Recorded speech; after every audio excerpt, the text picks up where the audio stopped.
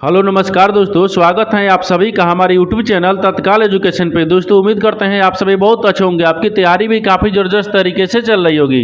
दोस्तों आज हम आप लोगों के लिए रीजनिंग के 15 अति महत्वपूर्ण प्रश्न के बारे में इस वीडियो में बताएंगे, जो कि SSC, railway, group D, NTPC या किसी स्टेट एग्जाम की तैयारी कर रहे हैं। इस टाइप के प्रश्न हमेशा परीक्षाओं में पूछे जाएंगे। दोस्तों ये पार्ट नंबर कौन से 308 है, पार्ट नंबर 307 नहीं देखें तो आप वीडियो सेक्शन में जाके देख सकते हैं। चलिए दोस्तों पहला प्रश्न देख लेते हैं। दोस्तों पहला प्रश्न है, इसमें देखिए नीचे दिए गए विकल्प में से संबंधित संख्या को चुनिए। देखिए नीचे यहाँ पर आपको एक संबंधित संख्या दी है, यहाँ पर 4 जो है यहाँ पर आपको 28 ले समित है। ठीक उसी प्रकार से बताना है कि 7 जो है इस प्रश्न कि चिन्ह पर इन 4 ऑप्शन में से किसे समित होगा। देखिए तो यहाँ पर सबसे पहले ध्यान से देखते हैं कि यहाँ पर क्या दिख रहे हैं 4 से यार 28 कैसे हो रहा है। ठीक है देखिए तो यहाँ पर 4 में क्या करते हैं 7 ले गुना करेंगे, 7 कितना होता है 28 होता है। उसी प्रकार से यहाँ पर 7 दिख रहा था, 7 में भी क्या करते हैं ये 7 में 7 ले गुना कर देंगे। जब 7 में 7 ले गुना कर देंगे तो यहाँ पर कितना देगा, ये 7 होता है 49 हो गया है। यानी इस प्रश्नार्थक चिन्ह पर कौन सा संख्या बढ़ जाएगा 49 हो जाएगा। तो 49 को देखते हैं किस ऑप्शन में दिख रहा है, यानी ऑप्शन नंबर यहाँ पर सी में दिख रहा है। ऑप्शन नंबर सी आपका सही हो जाएगा। दोस्तों मैं उम्मीद करता हूँ इस प्रश्न को भी आप अच्छे तरह से समझ पाएंगे। नेक्स्ट प्रश्न देख लेते हैं। दोस्तों दूसरा प्रश्न है, इसमें देखिए नीचे दी गई श्रृंखला में प्रश्नवाचक चिन्ह का स्थान पर क्या आना चाहिए। देखिए यहाँ पर सबसे पहले प्रश्न समझ से बोल कर है, यहाँ पर क्या बोल रहा है कि नीचे एक श्रृंखला दी है, यानी श्रृंखला बताना कि इस प्रश्नवाचक चिन्ह पर इन 4 ऑप्शन में से कौन सी संख्या पर भरा जाएगा। देखिए तो यहाँ पर सबसे पहले ध्यान से देखते हैं कि श्रृंखला किस प्रकार से चल रहा है। ठीक है देखिए यहाँ पर क्या हो रहा है 23 ले क्या हो रहा है 29 हो रहा है, 29 ले यहाँ पर 35 हो रहा है, 35 ले यहाँ पर 41 हो रहा है, 41 ले यहाँ पर 47 हो रहा है और 47 ले आपको अगला संख्या को ज्ञात करना है। देखिए इन श्रृंखला को ध्यान से देखने के बाद में हमको यही दिख रहा है कि देखिए यहाँ पर 23 लेकर लिख रहे हैं 39 लिख रहे हैं। तो 23 में अगर क्या करते हैं 6 को जोड़ देंगे 39 से, यानी 29 आ जाएगा। ठीक है और 29 लेकर लिख रहे हैं 35 लिख रहे हैं, तो 29 में भी क्या करते हैं 6 को जब जोड़ देंगे यहाँ पर 35 आ जाएगा। और 35 लेकर लिख रहे हैं 41 लिख रहे हैं, तो 35 में भी क्या करते हैं 6 को जोड़ देंगे कितना क्या ये 41 आ जाएगा। और 41 लेकर लिख रहे हैं 47 लिख रहे हैं, तो 41 में भी 6 को जोड़ देंगे कितना क्या ये 47 आ जाएगा। तो 47 में कौन सा संख्या जोड़ेंगे, तो 47 में भी आप 6 को जोड़ देंगे। जब 47 में 6 को जोड़ देंगे तो कितना क्या है 47 और 6 कितना होता है 53 होता है। यहाँ पर कितना देगा 53 हो गया, यानी इस प्रश्नार्थक चिन्ह पर कौन सा संख्या बढ़ जाएगा 53 हो जाएगा। तो 53 को देखते हैं कि इस ऑप्शन में दिख रहा है, यानी ऑप्शन नंबर सी में दिख रहा है। ऑप्शन नंबर सी आपका सही हो जाएगा।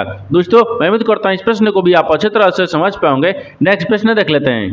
दोस्तों तीसरा नंबर प्रश्न है, इसमें देखिए संख्या यहाँ पर 49 17 523 के प्रत्येक अंक को बाएं से दाएं आरोही क्रम में व्यवस्थित करने पर बनी नई संख्या में निम्नलिखित में से कौन सा अंक बाएं से तीसरा होगा। देखिए यहाँ पर सबसे पहले प्रश्न समझिए से बोल कर है, यहाँ पर क्या बोल रहे हैं ये बोल रहा है कि यहाँ पर एक संख्या दी है, इन संख्या को जब हम आरोही क्रम में सजा देंगे, सजाने के बाद में यहाँ पर बोल रहा है कि जो तीसरा अंक है ना, देखिए यहाँ पर बोल रहा है कि बाएं से तीसरा अंक कौन सा होगा आपको इसी को बताना है। देखिए तो यहाँ पर क्या करिएगा वीडियो को रोककर खुद अपने आप से बनाने का कोशिश करिएगा और 15 प्रश्न में से अपने कितने प्रश्न सही किए हैं वीडियो को लास्ट में कमेंट में जरूर बताइएगा। और इस चैनल पर पहली बार आए तो चैनल को सब्सक्राइब कर बेल आइकन घंटे को ऊपर जरूर कर लीजिए, क्योंकि सबसे पहले इस तरह क्लास आपको मिलता रहे। देखिए तो यहाँ पर सबसे पहले ध्यान से देखते हैं कि जो संख्या दिख रहा है वो कितना संख्या दिख रहा है। देखिए तो यहाँ पर आपको क्या दिख रहा है, यहाँ पर 49 दिख रहा है, ये 9 दिख रहा है, 1 दिख रहा है, 7 दिख रहा है, 5 दिख रहा है, ये 2 दिख रहा है और 3 दिख रहे हैं। ये तो आपको संख्या दिख रही है। ठीक है ये क्या दिख रहा है यहाँ पर संख्या दिख रहा है, लेकिन इसी संख्या को बोल रहा है कि अंकों को प्रत्येक बाएं से दाएं आरोही क्रम में व्यवस्थित करने पर बनी नई संख्या में निम्नलिखित में से कौन सा अंक है बाएं से तीसरा होगा। देखिए अब इस संख्या को करके यहाँ पर आरोही क्रम में सजाएंगे, आरोही का मतलब हमको बढ़ते क्रम में चलना होगा। तो सबसे पहले देखिए यहाँ पर क्या रखते हैं ये आरोही क्रम रखते हैं। यहाँ पर देखिए आरोही, ठीक है आरोही, तो आरोही दिख रहा है ना, आरोही हो गया। ठीक है एक क्रम, ठीक है क्रम आरोही क्रम हो गया। तो आरोही क्रम में कैसे सजाएंगे, तो सबसे पहले क्या आएगा 1 आएगा, ठीक है फिर 2 आएगा, फिर यहाँ पर 3 दिया है, हाँ 3 दिया है, फिर इसमें 4 दिया है, 4 दिया है, यहाँ पर 5 दिया है, 5 दिया है, 6 नहीं दिया है तो 7 को रख लेंगे। ठीक है और 7 नहीं दिया है, 8 नहीं दिया है, यहाँ पर 9 को रख लेंगे। देखिए तो यहाँ पर कितना गया ये 9 तक आ गया। तो आपसे बोल रहा है कि यहाँ पर बाएं से तीसरा, देखिए ये क्या होता है ये बाएं आपको यहाँ पर रखते हैं। ठीक है देखिए ये बाएं होता है, ठीक है ये बाएं हो गया है, इधर क्या होता है ये दाहिने होता है। ठीक है ये दाहिने होता है। तो देखिए ये आपको नई संख्या बन गया। ठीक है ये नई संख्या, ठीक है, ये नई संख्या बन गया है। तो अब बोल रहा है कि बाएं से तीसरा जो है ना वो कौन सा अक्षर होगा, संख्या होगा, आपको इसी को बताना है। ठीक है, तो बाएं से क्या दिख रहा है, तीसरा, तो बाएं से तीसरा क्या दिख रहा है, तो बाएं से तीसरा तो 3 यानी कितना रहे, 3 आ रहा है, यानी तीसरा हो गया। तो बाएं से तीसरा भी क्या हो गया, यानी 3 हो जाएगा। तो तीसरा को देखते हैं किस ऑप्शन में दिख रहा है, यानी ऑप्शन नंबर सी में दिख रहा है। ऑप्शन नंबर सी आपका सही हो जाएगा। दोस्तों मैं उम्मीद करता हूँ इस प्रश्न को भी आप अच्छे तरह से समझ पाओगे। नेक्स्ट प्रश्न देख लेते हैं।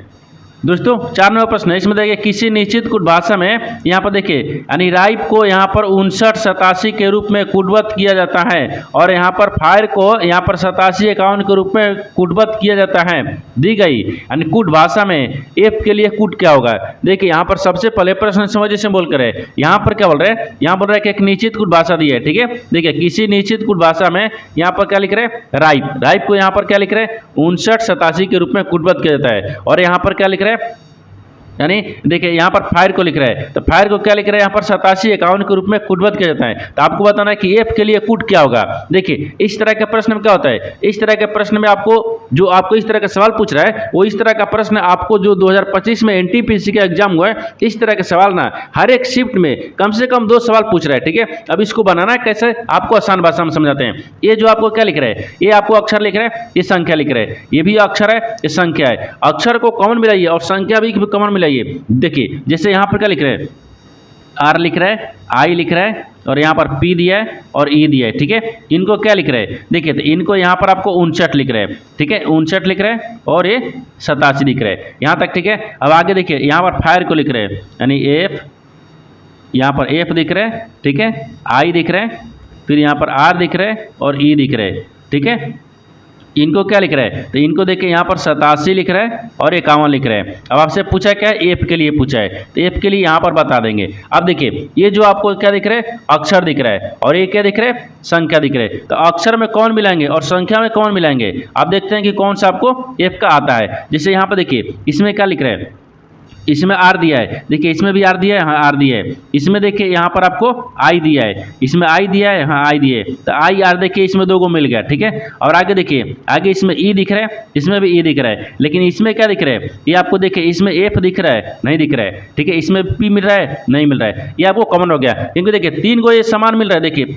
आर आई ई इन तीनों मिल रहा है, लेकिन एफ इसमें कॉमन हो गया और इसमें पी कॉमन हो गया। अब तो ये अक्षर में कौन मिला दिए, हम आपको संख्या में कौन मिलाना है। देखिए आप संख्या में क्या करते हैं, कॉमन को मिलाते हैं। जैसे संख्या में क्या दिख रहा है, तो संख्या में देखिए 87 दिख रहा है, हाँ इसमें भी 87 दिख रहा है, यहाँ तक तो ठीक है। अब देखिए 5 इसमें भी दिख रहा है और 5 इसमें भी दिख रहा है, ये तो आपको मिल रहा है। देखिए ये आपको यहाँ पर मिल गया है। अब देखिए इसमें आपको 1 मिल रहा है, ठीक है, कॉमन हो गया है, और यहाँ पर आपको 9 कॉमन हो गया है। ठीक है, 9 कॉमन हो गया। लेकिन आपसे क्या पूछ रहे हैं, आपसे पूछा कि एफ का क्या होगा, यानी उसी कूट भाषा में यानी एफ का कूट क्या होगा। तो एफ का कूट देखिए यहाँ पर क्या आ जाएगा, 1 आ गया। ठीक है, कितना का 1 आ गया। लेकिन हमको क्या एफ का पूछा है, अगर पी क्या पूछता था, पी के लिए क्या हो जाएगा, 9 हो जाएगा, लेकिन एफ के लिए क्या हो गया, 1 हो गया। तो 1 को देखते हैं किस ऑप्शन में दिख रहा है, ऑप्शन नंबर सी में दिख रहा है। ऑप्शन नंबर सी आपका सही हो जाएगा। दोस्तों मैं उम्मीद करता हूँ इस प्रश्न को भी आप अच्छी तरह से समझ पाओगे। नेक्स्ट प्रश्न देख लेते हैं।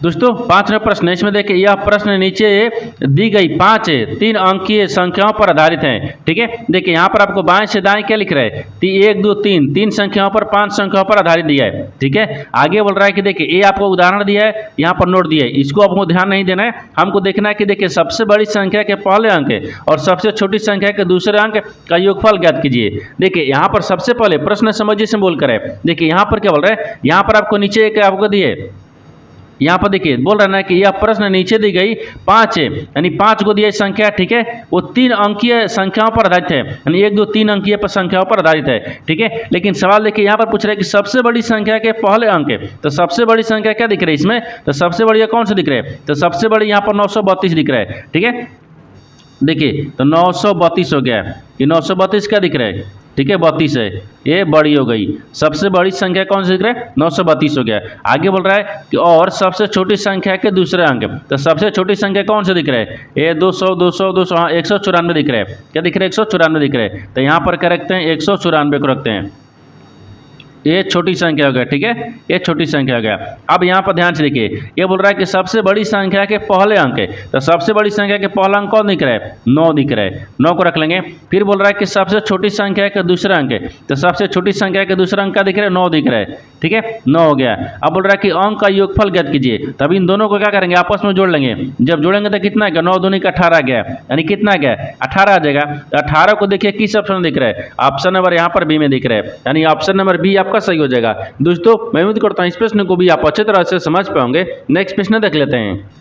दोस्तों 6 नंबर प्रश्न इसमें देखिए, कमला से बात करते हुए राजेश ने कहा मेरी माँ तुम्हारे पिता की इकलौती बेटी हैं, यानी कमला राजेश ले किस प्रकार संबंधित हैं। देखिए यहाँ पर सबसे पहले प्रश्न समझिए से बोल कर है, ठीक है। देखिए यहाँ पर क्या बोल रहा है, ये क्या बोल रहा है कि कमला से बात करते हुए राजेश ने कहा, तो मान लीजिए यहाँ पर क्या रखते हैं, राजेश को रखते हैं, जैसे ये राजेश दिख रहा है, ठीक है।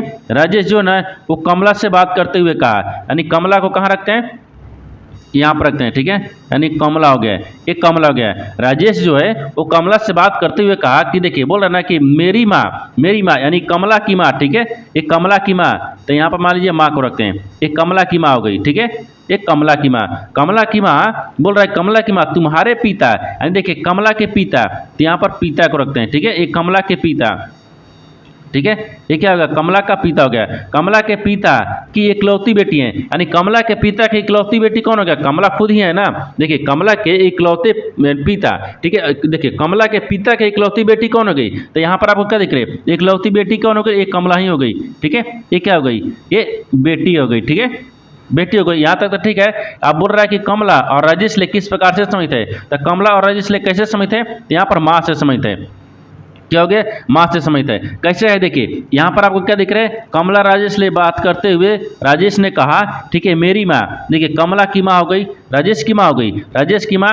यहाँ बोल रहा है कि कमला के पिता की इकलौती बेटी, तो कमला के पिता की इकलौती बेटी कौन है, कमला खुद ही है, कमला खुद है, और यहाँ पर इसकी माँ बोल रही है, ये क्या हो जाएगी, इसकी माँ होगी, तो ये क्या दिख रही है, इसकी माँ हो जाएगी, ठीक है। ये क्या दिख रही है, माँ दिख रही है। तो जो राजेश की कमला से समझते हैं ना, वो माता से समझते हैं, किससे है, माता हो जाएगा, क्या हो जाएगा, माता से समझते हैं। तो माता को देखते हैं किस ऑप्शन में दिख रहा है, तो ऑप्शन नंबर यहाँ पर आपको क्या में दिख रहा है, ए में दिख रहा है, यानी ऑप्शन नंबर ए आपका सही हो जाएगा। दोस्तों मैं उम्मीद करता हूँ इस प्रश्न को भी आप अच्छे तरह से समझ पाओगे। नेक्स्ट प्रश्न देख लेते हैं। दोस्तों 7 नंबर प्रश्न है, इसमें देखिए नीचे दिए गए विकल्पों में से संबंधित शब्द को चुनिए। देखिए नीचे यहाँ पर आपको एक संबंधित शब्द है, यानी पर्वत जो है यहाँ पर गुफा ऊंचाई ले समझते हैं, ठीक उसी प्रकार से बताना है कि गुफा जो है ना इस प्रश्न आता के चिन्ह पर इन 4 ऑप्शन में से किसे समझ होगा। देखिए तो यहाँ पर सबसे पहले प्रश्न समझते हैं, इसमें बोल कर यहाँ पर क्या दिख रहा है, यहाँ पर आपको दिख रहा है पर्वत ऊंचाई से कैसे समझते हैं, और गुफा को बताना है कैसे समझ होगा। देखिए पर्वत जो है ना, पर्वत को यानी पर्वत के लिए क्या, ऊंचाई के लिए जाने जाते हैं, पर्वत जो है वो ऊंचाई के लिए जाने जाते हैं। तो यहाँ पर लिखते हैं देखिए ऊंचाई के, ठीक है, लिए, यहाँ पर ऊंचाई के लिए जाने, ठीक है, जाने जाते, ठीक है, जाते हैं। देखिए यहाँ पर पर्वत जो हो गया वो ऊंचाई के लिए जाने जाते हैं, पर्वत हो गया ऊंचाई के लिए जाने जाते हैं। उसी प्रकार से यहाँ पर दिख रहे गुफा जो है ना वो किसके लिए जाने जाते हैं, तो गहराई के लिए न जाने जाएंगे, यहाँ पर नहीं हो जाएगा, सुंदरता का भी ये नहीं होगा, ये गहराई के लिए जाने जाते हैं। तो यहाँ पर क्या लिखते हैं, गहराई, ठीक है, यानी गहराई, यहाँ पर क्या हो जाएगा, गहराई के लिए जाने जाते हैं। तो यहाँ पर के, ठीक है, ये लिए, यहाँ पर लिए जाने या जानी, ठीक है, यहाँ पर क्या कहते हैं, जानी जाती है, ठीक है, जानी जाती है, ठीक है। देखिए यहाँ पर आपको जिस प्रकार से पर्वत है ना वो ऊंचाई के लिए जानी जाती है, उसी प्रकार से जो गुफा है ना वो गहराई के लिए जानी जाती है। तो यहाँ पर क्या शब्द भरा जाएगा, गहराई। गहराई को किस ऑप्शन में दिया है, ऑप्शन नंबर सी में दिया है, यानी ऑप्शन नंबर सी आपका सही हो जाएगा। दोस्तों मैं उम्मीद करता हूँ इस प्रश्न को भी आप अच्छी तरह से समझ पाओगे। नेक्स्ट प्रश्न देख लेते हैं। दोस्तों 8 नंबर प्रश्न है, इसमें देखिए P, Q, R, S, T, U और V में से, ठीक है, प्रत्येक की परीक्षा सोमवार से शुरू होकर रविवार को समाप्त होने वाले एक ही सप्ताह के अलग अलग दिन होती हैं।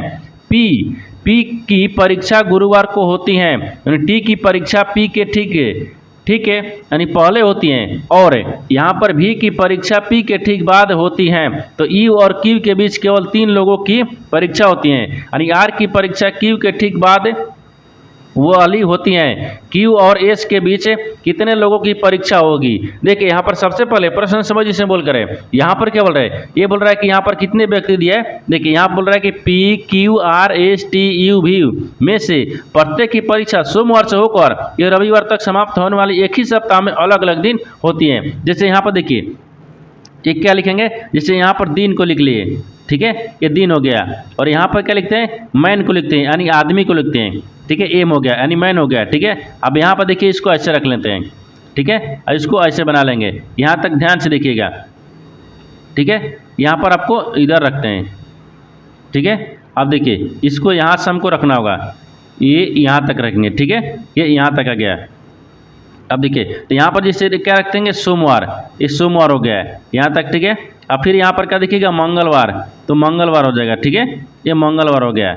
यहाँ पर आगे क्या दिखेगा, ये दिन है ना, दिन में लिखते हैं, मंगलवार हो गया। फिर यहाँ पर सोमवार, मंगलवार, बुधवार, ठीक है, ये बुध हो जाएगा, बुधवार हो गया।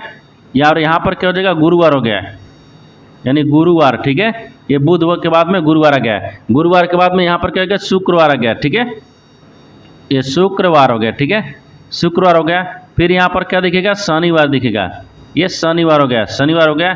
फिर यहाँ पर क्या दिखेगा, ये रविवार हो गया है, तो यहाँ पर आपको रविवार आ गया है। अब देखिए इनको करना कुछ नहीं है, अब इनमें बैठा दिए। अब आपको क्या बोल रहा है, देखिए यहाँ पर दिए कि पी, ठीक है, पी की परीक्षा गुरुवार को होती है, यानी पी की जो परीक्षा है ना वो गुरुवार को होती है। तो पी का परीक्षा कौन है, देखिए तो पी की परीक्षा गुरुवार बोल रहा है, तो यहाँ पर पी को रख लीजिए, ये गुरुवार को परीक्षा हो गई। आगे बोल रहा है कि टी की परीक्षा पी के, ठीक है, पी से ठीक है पहले होती हैं, जो टी का परीक्षा है ना पी से पहले होती हैं, तो पी से पहले यानी टी को यहाँ पर रखते हैं, यानी टी को परीक्षा बुध को होती।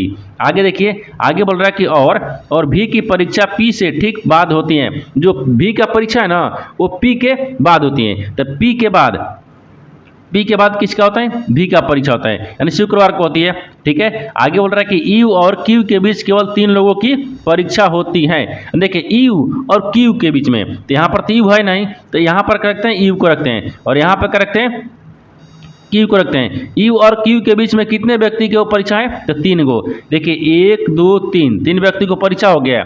आगे देखिए आगे इसमें क्या बोल रहा है, आगे बोल रहा है कि आर की परीक्षा क्यू के ठीक बाद होती है, जो आर की परीक्षा है ना वो क्यू के बाद में होती है, तो क्यू के बाद में यहाँ पर क्या आएगा, आर आ जाएगा, ठीक है, परीक्षा हो गई। आगे बोल रहा है कि क्यू और एस के बीच कितने लोगों की परीक्षा होती है, यानी जो यहाँ पर बोल रहा है कि क्यू और एस के बीच में कितने लोगों की परीक्षा होती है, तो यहाँ पर एस को रखते हैं और यहाँ पर क्यू हो गया। इन दोनों के बीच में बताना है कितने लोगों की परीक्षा है, तो 1 2 3 4, यानी 4 लोगों की परीक्षा है। कितने लोगों की परीक्षा है, 4 लोगों की है। देखिए तो यहाँ पर क्यू दिख रहा है, ये एस दिख रहा है, एस हो गया और क्यू हो गया। इन दोनों के बीच में कितने व्यक्ति हैं, तो देखिए यहाँ पर 4 व्यक्ति हैं, तो 4 व्यक्ति की परीक्षा होती है। तो 4 को देखते हैं किस ऑप्शन में दिख रहा है, तो ऑप्शन नंबर सी में दिख रहा है, यानी ऑप्शन नंबर सी आपका सही हो जाएगा। दोस्तों मैं उम्मीद करता हूँ इस प्रश्न को भी आप अच्छे तरह से समझ पाएंगे। नेक्स्ट प्रश्न देख लेते हैं।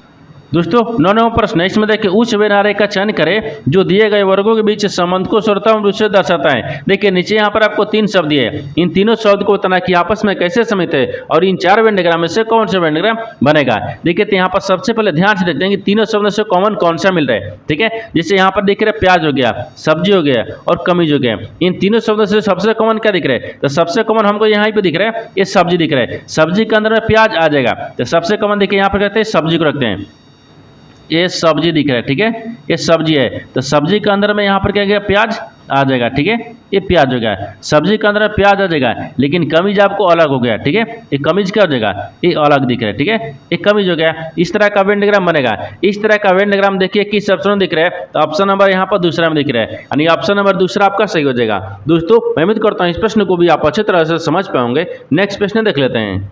दोस्तों 10वां प्रश्न है, इसमें देखिए कि बिंदु ए से अंकित पूर्व की ओर चलना शुरू करता है और 60 किलोमीटर चलने के बाद वह बाएं मुड़ता है और 15 किलोमीटर दूरी तक सीधे चलता है, ठीक है। फिर वह बाएं मुड़ता है और 20 किलोमीटर दूरी तक सीधे चलता है। वह आखिरी बार बाएं मुड़ता है और 15 किलोमीटर दूरी चलता है।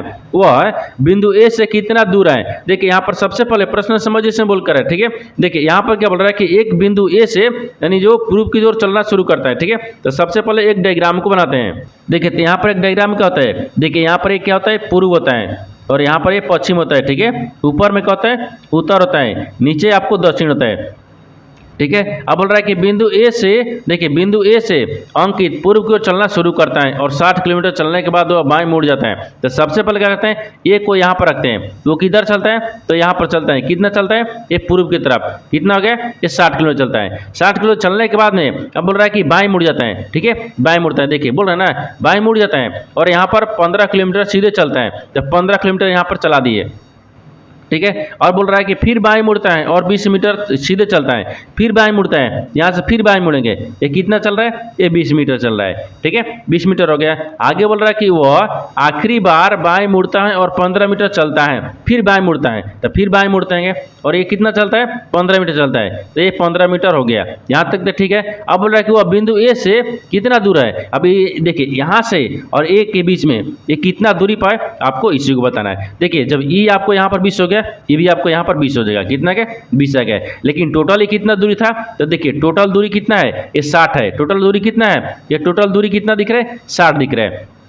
तो 60 हो गया। तो 60 में से क्या करते हैं? 20 को घटा लेंगे, क्योंकि यहाँ पर तो 20 तक दिया है ना, ये 20 तक दिया है। तो 60 में से 20 घटा लेंगे तो कितना बचेगा? ये 40 मीटर हो गया। कितना है? 40 मीटर। देखिए तो ये जो है ना, ये यहाँ से यहाँ की बीच की दूरी में कितना है? ये 40 किलोमीटर दिख रहा है। कितना दिख रहा है? 40 किलोमीटर। तो यहाँ पर 40 मीटर को देखते हैं किस ऑप्शन में दिख रहा है। तो ऑप्शन नंबर किस में दिख रहा है? ऑप्शन नंबर डी में दिख रहा है। ऑप्शन नंबर डी आपका सही हो जाएगा। दोस्तों मैं उम्मीद करता हूँ इस प्रश्न को भी आप अच्छी तरह से समझ पाओगे। नेक्स्ट प्रश्न देख लेते हैं। दोस्तों 11वां प्रश्न है, इसमें देखिए यदि प्लस का अर्थ घटाना है, ठीक है, माइनस का अर्थ गुना है और यहाँ पर गुना का अर्थ भाग देना है और बोल रहा है कि भागा का अर्थ जोड़ा है, तो निम्नलिखित समीकरण में प्रश्न चिन्ह के स्थान पर क्या आएगा। देखिए यहाँ पर सबसे पहले प्रश्न समझिए से बोल कर है। यहाँ पर क्या बोल रहा है कि नीचे एक समीकरण दिया है, इन समीकरणों को चिन्ह को बदलने के बाद में समीकरण को सही बनाना है। तो सबसे पहले क्या करते हैं? चिन्ह को बदलते हैं। देखिए चिन्ह बोल रहा है कि प्लस का अर्थ घटाना है, तो प्लस की जगह पर माइनस रखेंगे। आगे बोल रहा है कि माइनस का अर्थ गुना है, तो माइनस की जगह पर गुना रखते हैं, ठीक है, गुना हो गया। आगे बोल रहा है कि गुना का अर्थ भाग देना है, तो गुना की जगह पर भाग हो गया। और भाग का अर्थ क्या दिख रहा है? जोड़ दिख रहा है, तो भाग की जगह पर जोड़ रख लिए। अब यहाँ पर चिन्ह को बदल दिए, समीकरण को सोल्व करना है। 11 दिख रहा है, फिर गुना कितना गया? 91 आ गया, फिर भागा कितना दिख रहा है? 7 दिख रहा है, फिर प्लस यहाँ पर 83 हो जाएगा, ठीक है, और यहाँ पर माइनस कितना क्या? 27 आ गया और ये प्रश्नवाचक चिन्ह दिख रहे हैं। देखिए तो यहाँ पर कहता है कि 13 7 91 होता है, ये 13 हमारे अर्थ में कट गया। अब आगे क्या दिख रहे हैं? 11 दिख रहे हैं और 13 दिख रहे हैं, तो 11 और 13 को आपस में गुना कर लेंगे। जब 11 और 13 को आपस में गुना कर लेंगे ये कितना आ जाएगा? 143 आ जाएगा। 143 रख लिए। अब यहाँ पर प्लस कितना दिख रहा है? 83 दिख रहा है, फिर माइनस कितना दिख रहा है? ये 27 दिख रहा है। तो देखिए अगर 83 इसी में जोड़ देते हैं तो कितना गया? 3 3 कितना गया? 6 आ गया, और यहाँ पर कितना गया? 8 4 12 आ गया, और यहाँ पर कितना गया? ये आपको यहाँ पर आपको 26 आ गया, ठीक है, कितना गया? यहाँ पर आपको 226 आ गया। अब 226 में से क्या करते हैं? 27 को माइनस कर लेंगे। जब 27 को माइनस कर लेंगे तो कितना बचेगा? ये 199 बचेगा। कितना बचेगा? 199 आ जाएगा। यानी इस प्रश्नवाचक चिन्ह पर कौन सा संख्या बढ़ जाएगा? तो 199 हो जाएगा। तो 199 को देखते हैं किस ऑप्शन में दिख रहा है, यानी ऑप्शन नंबर सी में दिख रहा है। ऑप्शन नंबर सी आपका सही हो जाएगा। दोस्तों मैं उम्मीद करता हूँ इस प्रश्न को भी आप अच्छी तरह से समझ पाओगे। नेक्स्ट प्रश्न देख लेते हैं।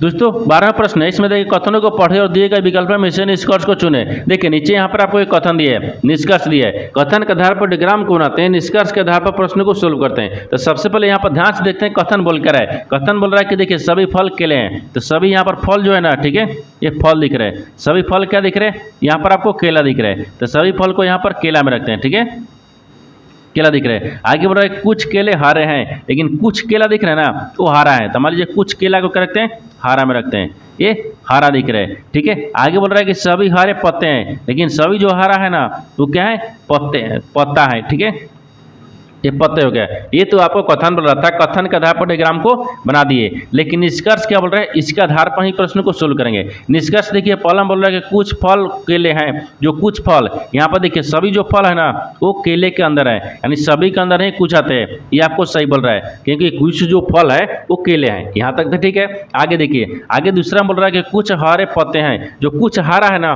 तो पत्ता है। देखिए सभी जो हरा दिख रहा है ना, सभी हरा तो क्या दिख रहे हैं? यानी पत्ते के अंदर में दिख रहे हैं, यानी सभी के अंदर ही कुछ आते हैं। ये सही बोल रहा है, यानी दूसरा भी आपको सही बोल रहा है। 1 2 दोनों सही बोल रहे हैं। जब 1 2 दोनों सही बोल रहा है तो निष्कर्ष आपको कौन सा सही होगा? यानी डी हो जाएगा, क्योंकि निष्कर्ष 1 और 2 दोनों अनुसरण करते हैं। ऑप्शन नंबर डी आपका सही हो जाएगा। दोस्तों मैं उम्मीद करता हूं इस प्रश्न को भी आप अच्छी तरह से समझ पाओगे। नेक्स्ट प्रश्न देख लेते हैं। दोस्तों 13वां प्रश्न है, इसमें देखिए 96 बाटा में कितना दिख रहा है? 39, और यहाँ पर 91 प्लस यहाँ पर 26 दिया है और माइनस कितना दिया? 103 दिया है। उसको सरल कीजिए, यानी इसका मान ज्ञात करना है, ठीक है। अब देखिए इनको सरल कैसे बनाएंगे। सबसे पहले यहाँ पर ध्यान से देखिए, ये क्या दिख रहा है? तो यहाँ पर आपको 96 दिख रहा है, तो सबसे पहले 96 बाटा में कितना रखते हैं? 39 को रखते हैं, ठीक है, और यहाँ पर गुना कर लेंगे और इन दोनों का करेंगे आपस में पहले जोड़ लेते हैं। देखिए 6 कितना क्या? 7 आ गया, और 9 2 कितना क्या? 11 आ गया, 117 आ गया, और 117 माइनस क्या करते हैं? 103 करते हैं। करते हैं, ठीक है, 103 आ गया। अब देखिए इसको क्या करते हैं, भाग करते हैं। 39 को यहाँ पर कितने मर्त में भाग कर जाएगा, यहाँ पर आपको 3 मर्त में, ठीक है। देखिए अब 39 को यहाँ पर 3 मर्त में 117 काट दिए, जब इतना कट गया तो अब एक स्टेप आगे बढ़ते हैं, यानी 96 हो गया। 96 गुने कितना दिख रहा है, 3 दिख रहा है, माइनस हमको 103 ज्ञात करना है। अब देखिए इनको गुना करेंगे तो 36 18 हो गया, और फिर 29 27 एक 28 आ गया, कितना आ गया 288 आ गया। ये 288 गुना पा गया, और यहाँ पर 103 माइनस कर लेंगे। जब 103 माइनस कर लेंगे तो कितना बचेगा, तो माइनस करने के बाद में यहाँ पर कितना बचेगा, 188 बच गया, सॉरी 185 बच गया। इस पर देखिए यहाँ पर आपको इसका वही बोल रहा है कि सरल कीजिए, तो यहाँ पर कितना आ गया, 185 आएगा। तो 185 को देखते हैं किस ऑप्शन में दिख रहे हैं, यानी ऑप्शन नंबर बी में दिख रहा है, यानी ऑप्शन नंबर बी आपका सही हो जाएगा। दोस्तों मैं उम्मीद करता हूं इस प्रश्न को भी आप अच्छी तरह से समझ पाएंगे। नेक्स्ट प्रश्न देख लेते हैं। दोस्तों 14वां प्रश्न है, इसमें देखिए एक व्यक्ति को प्रति माह यानी 4900 वेतन मिलता है, वो हर महीने अपनी वेतन का 17% बचाता है, तो उसका देखिए उसका प्रति माह व्यय ज्ञात कीजिए। देखिए यहाँ पर सबसे पहले प्रश्न समझिए से बोल कर है, यहाँ पर क्या बोल रहा है, एक व्यक्ति है। देखिए यहाँ पर क्या दिखा रहा है कि एक व्यक्ति का प्रति माह यानी एक व्यक्ति है वो प्रति माह कितना कमाता है, यानी 4900 रुपए, ठीक है, तो उसका मिलता है। तो जो हर महीने अपने जो है ना वो बचत कितना करता है, वेतन के 17% बचाता है, तो उसका प्रति माह व्यय ज्ञात करना है, ठीक है। तो आप देखिए वो कितना बचाता है, तो सबसे पहले देखिए कितना बचाता है, तो 17% बचाता है। जब देखिए तो टोटल कितना होता है 100%, जब 100 में से यहाँ पर 17 घटा लेंगे तो कितना बचेगा, यहाँ पर आपको 83 बचेगा ना, ये 83% है। देखिए ये आपको यहाँ पर बचा रहा है 17% बचाता रहा है, और यहाँ पर 83% खर्च करता है, और उसका वेतन कितना दिख रहा है, इतना दिख रहा है। तो सबसे पहले क्या करते हैं, सबसे पहले यहाँ पर लिखते हैं कि देखिए 49 दिख रहा है, ठीक है, 4900 दिख रहा है। 4900 का क्या करते हैं 100%। देखिए जब इतना बचाता है 17% क्या कर रहा है, बचा रहा है, तो खर्च कितना करता है 83 करता है। तो यहाँ पर एक बार आपको लिख भी लेते हैं। देखिए 100 में से क्या करते हैं 17 को माइनस कर लेंगे, ये परसेंटेज माइनस कर लेते हैं, तो कितना बचेगा, तो यहाँ पर आपको 4900 आ गया, ठीक है। यहाँ तक तो ठीक है, ये 4900 गुने अब यहाँ पर कितना देगा, ये 83 आ गया, ठीक है, 83 आ गया। अगर ये परसेंटेज में ना तो इसको बाटा में क्या करते हैं 100 कर लेंगे, ठीक है। ये 2 जीरो से 2 जीरो काट लिए। अब आगे क्या बच गया, आगे देखिए यहाँ पर 49 बच गया, फिर गुने कितना बच गया 83 बच गया। 49 और 83 को आपस में गुना करते हैं, जब इन दोनों को गुना करेंगे तो कितना देगा, ये 4067 आ गया, कितना का 4067 आ गया, ये इतना रुपया आ गया। तो आपसे वही बोला कि उसका व्यय प्रति महीना कितना व्यय था, तो उसका यहाँ पर 4067 रुपया। तो 4067 रुपया को देखते हैं किस ऑप्शन में दिख रहा है, यानी ऑप्शन नंबर किस में दिख रहा है, ये ऑप्शन नंबर डी में दिख रहा है, यानी ऑप्शन नंबर डी आपका सही हो जाएगा। दोस्तों मैं उम्मीद करता हूँ इस प्रश्न को भी आप अच्छी तरह से समझ पाओगे। नेक्स्ट प्रश्न देख लेते हैं। दोस्तों 15 प्रश्न है, इसमें देखिए 24 पुस्तकों की विक्रय मूल्य 30 पुस्तकों के क्रय मूल्य के बराबर हानि अथवा लाभ प्राप्त यानी प्रतिशत ज्ञात कीजिए। देखिए यहाँ पर सबसे पहले प्रश्न समझिए से बोल कर है, यहाँ पर क्या बोल रहे हैं, ये बोल रहा है कि देखिए 24 पुस्तकों के विक्रय मूल्य और 30 पुस्तकों के क्रय मूल्य के बराबर यानी बराबर है, तो यहाँ पर लाभ या हानि होगा, आपको इसी को ज्ञात करना है। तो सबसे पहले ध्यान से देखिए यहाँ पर क्या दिख रहे हैं, वो 30 रुपया में तो क्या कर रहा है, देखिए 24 रुपया में खरीद रहा है और 30 रुपया में बेच रहे हैं, तो 6 रुपया उसको लाभ हो रहा है, 6 रुपया लाभ हो रहा है ना। जब 6 रुपया लाभ हो रहा है तो यहाँ पर कितना है, 6 रुपया लाभ हो गया। अब लाभ प्रतिशत ज्ञात करना है, तो सबसे पहले यहाँ पर ध्यान से देखिए, एक यहाँ पर लिखते हैं, देखिए 24 लिखते हैं, ये 24 क्या लिखेंगे, एसपी लिखेंगे, ठीक है, यानी इतना 24 एसपी हो गया, फिर बराबर में 30 सीपी हो गया, ठीक है, 30 सीपी हो गया। तो यहाँ पर क्या होता है सीपी बाटा में, देखिए सीपी बाटा में क्या होता है एसपी होता है, ठीक है। तो सीपी कितना दिख रहा है, तो सीपी आपको यहाँ पर 24 दिख रहा है, ठीक है, और यहाँ पर एसपी कितना दिख रहा है, ये 30 दिख रहा है। यानी इसका मतलब क्या दिख रहा है, ये 24 रुपया में खरीद रहा है और यहाँ पर आपको 30 रुपया में बेच रहा है। देखिए 24 रुपया में खरीद रहा है और 30 रुपया में बेच रहा है, तो उसका लाभ कितना गया, 6 रुपया लाभ हो गया। 6 रुपया लाभ हो गया ना, देखिए यहाँ पर 6 रुपया लाभ हो रहा है। जब 6 रुपया यहाँ पर लाभ हो गया तो यहाँ पर एक बार करते हैं, ध्यान से लगते हैं, जिससे यहाँ पर लाभ परसेंटेज भी रख लेते हैं। देखिए यहाँ पर एक बार ऐसे भी समझाते हैं, यहाँ पर क्या दिख रहा है, तो 30 दिख रहा है, ठीक है, 30 रुपया में क्या करते हैं 24 रुपया को माइनस कर लेते हैं, बाटा में कितना रखते हैं 24 रुपये का रखते हैं, ठीक है, और यहाँ पर 24 रुपये होगा ना, ये 24 रुपये गया, फिर गुना कितना दिख रहा है, ये 100 दिख रहा है, ठीक है। देखिए तो यहाँ पर कितना गया 6 आ गया, ये बाटा में कितना गया 24 आ गया, फिर गुना कितना गया 100 आ गया। अब देखिए 6 कितना गया 6 चौक 24, तो यहाँ पर क्या दिख रहा है यहाँ पर 6 दिख रहा है ना, तो 6 चौके 24, तो यहाँ पर 4 मिनट में कट गया। और 25 चौके यहाँ पर कितना गया, 100 आ गया। ये 25 मिनट में कट गया, कितना गया 25%। तो आपसे क्या पूछा है, 25% पूछा है। तो 25% क्या दिख रहा है, ये लाभ दिख रहा है। क्या दिख रहा है, लाभ दिख रहा है। तो 25% लाभ हो जाएगा। तो 25% लाभ को देखते हैं किस ऑप्शन में दिख रहा है, तो ऑप्शन नंबर यहाँ पर बी में दिख रहा है, यानी ऑप्शन नंबर बी आपका सही हो जाएगा। दोस्तों मैं उम्मीद करता हूँ इस प्रश्न को भी आप अच्छी तरह से समझ पाओगे। नेक्स्ट वीडियो में मिलते हैं, तब तक जय हिंद दोस्तों इस चैनल पर पहली बार आए तो चैनल को सब्सक्राइब कर बेल आइकन घंटे को प्रेस जरूर कर लीजिए, क्योंकि सबसे पहले इस तरह क्लास आपको मिलता रहे।